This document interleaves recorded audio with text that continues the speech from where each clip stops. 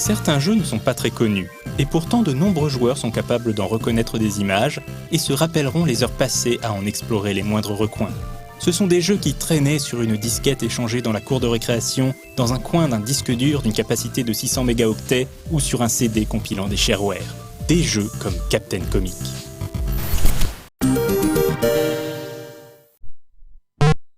Les 3 trésors légendaires de la planète Homsock ont été dérobés par des malandrins galactiques. Il incombe désormais à l'intrépide justicier de l'espace, le Capitaine Comic, de traquer les criminels et retrouver leur butin. Sa quête l'amène sur la planète Tambi, qu'il devra explorer de fond en comble, bravant 1000 dangers afin de retrouver les trésors volés. En apparence simple jeu de plateforme, Captain Comic mélange en fait 2 influences principales. Super Mario Bros, comme on peut facilement le deviner en observant la posture du protagoniste lorsqu'il saute, mais aussi Metroid. En effet, Captain Comic ne propose pas une succession linéaire de niveaux, mais des environnements interconnectés par un système de portes nécessitant des clés. Le joueur devra régulièrement revenir sur ses pas afin d'ouvrir de nouveaux passages, tout en cherchant les fameux trésors. Pour se défendre, l'intrépide astronaute pourra lancer des boules d'énergie après avoir ramassé des canettes de Blastola Cola. Plus le joueur a collecté de canettes, plus il pourra lancer de projectiles sur les ennemis. D'autres items permettront de débloquer de nouveaux pouvoirs, comme des bottes augmentant la hauteur des sauts, une baguette de téléportation permettant de passer au travers de certains murs et obstacles, ou encore le tire-bouchon qui donne une trajectoire ondulatoire au tir, facilitant l'élimination des ennemis. L'une des particularités de Captain Comic est d'ailleurs le soin porté au pattern de déplacement des ennemis. Par exemple, les oiseaux bleus tenteront d'attaquer Comic, tandis que les oiseaux rouges s'écarteront de son chemin s'ils le peuvent. Captain Comic a été développé par un seul homme, Michael Denio. Le but de cet informaticien était de prouver qu'il était possible de réaliser un jeu d'action sur IBM PC.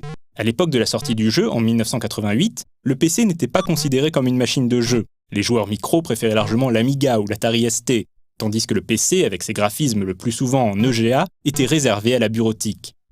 Michael Denio distribuera son jeu sous forme de shareware, notamment via les BBS, les ancêtres des forums. Il rendra néanmoins l'ensemble du jeu accessible à tous les utilisateurs, demandant simplement à ceux qui ont aimé le jeu de faire une donation de 10 à 20 $. Inutile de dire que financièrement parlant, Captain Comic ne rapporta rien à son créateur.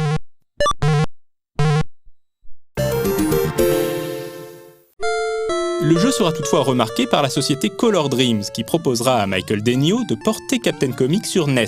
Plutôt bien accueillis par la presse de l'époque, les tribulations du petit astronaute sur console de salon marqueront les esprits par leurs grandes difficultés. En effet, le rythme auquel surgissent les ennemis est particulièrement soutenu, ne laissant aucun répit aux joueurs.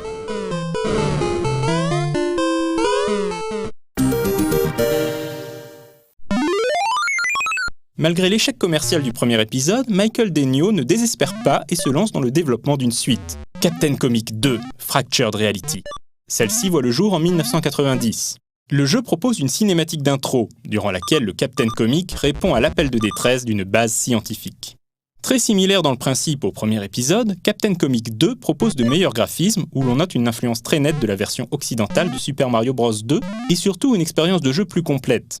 Il est désormais possible de converser avec des personnages rencontrés durant l'aventure afin de faire avancer l'histoire, mais aussi de nager pour explorer les fonds marins ou des ruines englouties.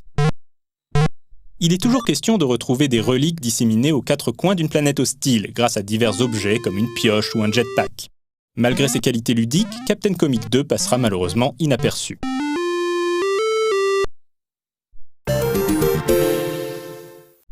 Après Captain Comic 2, Michael Denio décidera d'abandonner le jeu vidéo.